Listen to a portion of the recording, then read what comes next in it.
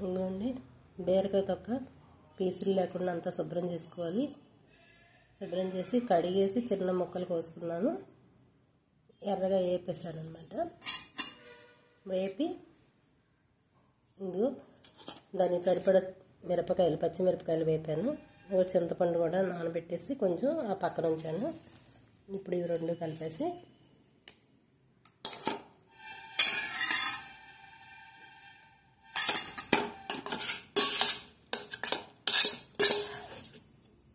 వేస్తున్నాను. ఇందులో నానబెట్టేసుకోకపోతే ఫ్రిడ్జ్లో చింతపండు కదా కొంచెం గట్టిగా ఉంటుంది అనమాట. అందుకు చిన్నది తడి చేసుకున్నాం అనుకోండి, కడిగి బాగుంటుంది, మెత్తబడుతుంది అన్నమాట.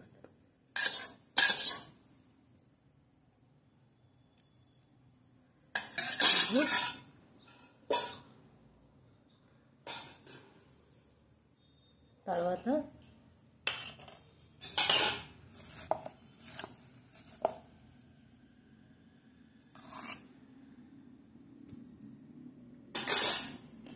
కొంచెం నువ్వు పప్పు వేపేసి పక్కన పెట్టాను. వేస్తాను. తర్వాత అల్లం, జీలకర్ర, వెల్లుల్లిపాయ,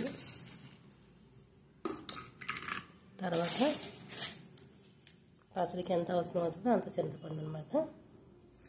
చాలాపోతే మళ్ళీ వేసుకోవచ్చు. కానీ బీరకాయ పసరికి తక్కువ కారం తక్కువే పడుతుంది, ఉప్పు కూడా తక్కువే పడుతుంది. మనం అవి చూసుకుని వేసుకుంటే సరిపోతుంది.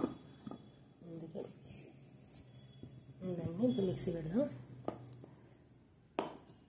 అవసరమైతే ఒక చుక్క నీళ్ళు వేసుకోవచ్చు, లేకపోతే లేదు.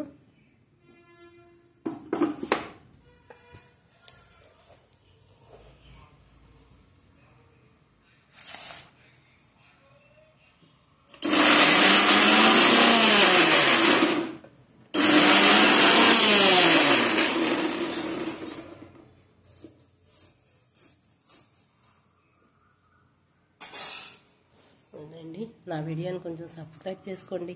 చాలా తక్కువ మంది ఉన్నారు నాకు. ప్లీజ్